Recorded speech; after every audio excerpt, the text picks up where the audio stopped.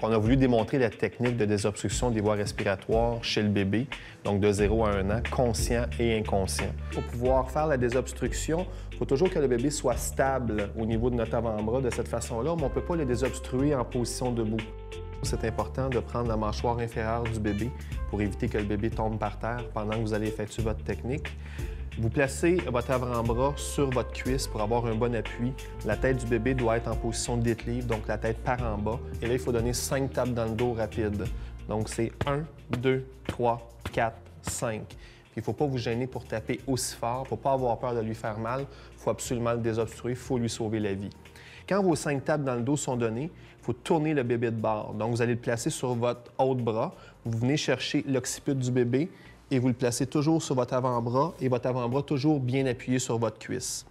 Il faut trouver le mamelon du bébé, un des mamelons du bébé. Vous faites une ligne avec l'autre mamelon et vous placez 2 doigts sous cette ligne-là. Et c'est à cet endroit-là que vous allez donner vos 5 poussées thoraciques rapides. Toujours la tête par en bas. 1, 2, 3, 4, 5. Vous entendez, il y a de l'air qui sort.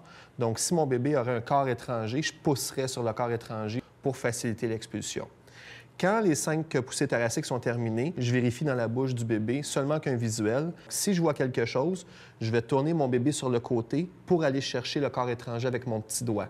Si je vois rien, je vais recommencer si le bébé ne respire toujours pas. Donc, je retourne mon bébé sur mon avant-bras. 1, 2, 3, 4, 5. Je remets mon bébé sur le dos. Je vais chercher un mamelon, l'autre mamelon, 2 doigts. 1, 2, 3, 4, 5. Et je fais ça jusqu'à ce que mon bébé soit désobstrué ou qu'il commence à pousser des cris, des pleurs. Parfait.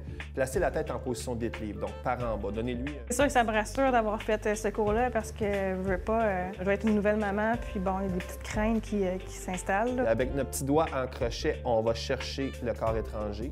Oui, c'est quelque chose qui fait peur que mon enfant s'étouffe. Surtout que là, il est dans l'âge où est-ce qu'il commence à manger solide, là, des aliments, des purées et tout. Donc oui, c'est quelque chose qui est inquiétant. Là, On y pense souvent, puis on essaie de faire attention le plus possible. La technique est très efficace si les personnes la font de façon adéquate. Donc, c'est très important là, de pencher le bébé la tête par en bas et de ne pas hésiter là, à frapper assez fort dans le dos du bébé là, pour pouvoir le désobstruer. S'il y a quelqu'un avec vous, je vais vous demander de lui demander de contacter le 911 immédiatement pour accélérer les services pour votre bébé. Si vous êtes seul, vous devez effectuer 5 cycles de 30 compressions. Donc, donnez-vous 5 chances de désobstruer le bébé avant de contacter le 911.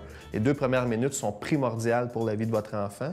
Et évidemment, si jamais vous désobstruez le bébé pendant votre technique, il faut quand même contacter le 911 au cas où le bébé aurait des structures internes d'abîmées ou si le bébé est encore inconscient.